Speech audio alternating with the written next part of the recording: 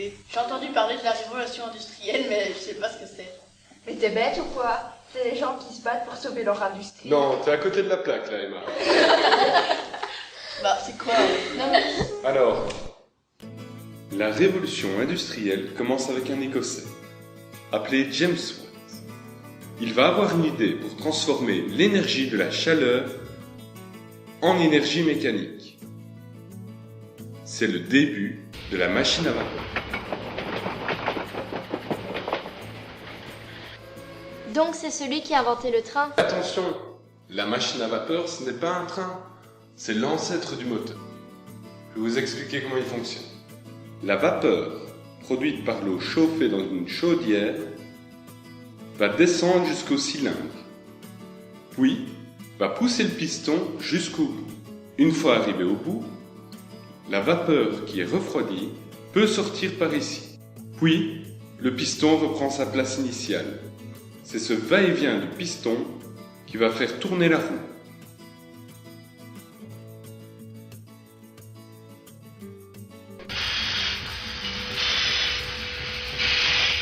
Oh, moi je pensais que la révolution industrielle c'était les hommes qui travaillaient dans les mines. Bien oui, c'est ça. C'est quoi le rapport avec la machine à vapeur? Ah, bonne question. Pour fabriquer tout ça, on va aller extraire du minerai de fer, qu'on va allier à du carbone pour fabriquer de l'acier, qui est plus résistant. Puis, on va utiliser cet acier dans les usines pour fabriquer les machines. Et dans d'autres mines, on va aller extraire du charbon, qui servira à faire fonctionner les machines à vapeur. Mais pour faire tout ça, il faut des ouvriers. Beaucoup d'ouvriers.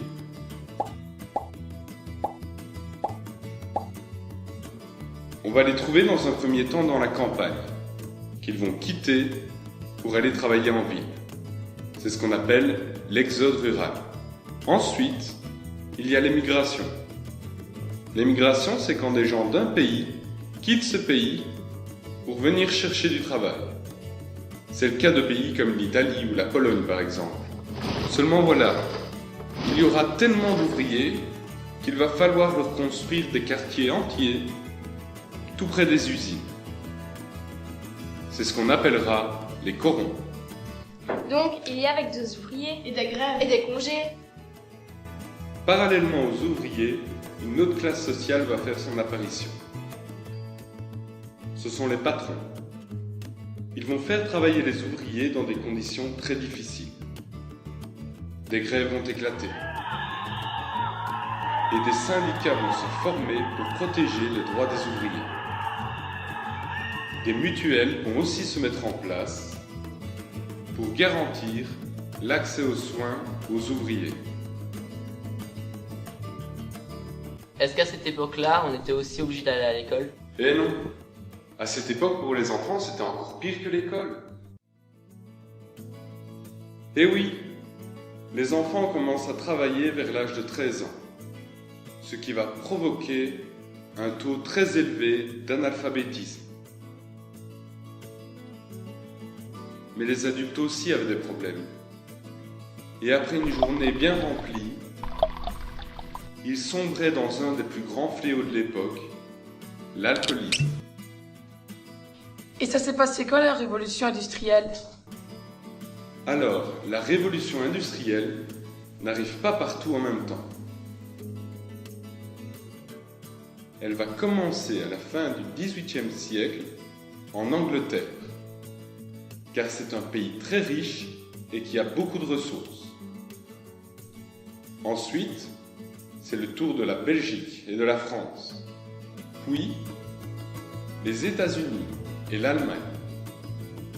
Et enfin, à la fin du XIXe siècle, c'est presque le monde entier qui est touché par la révolution industrielle.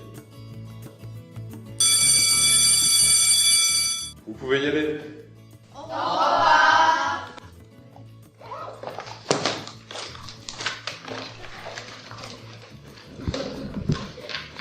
Take time, do what you're gonna do and just smile, you're gonna see it through.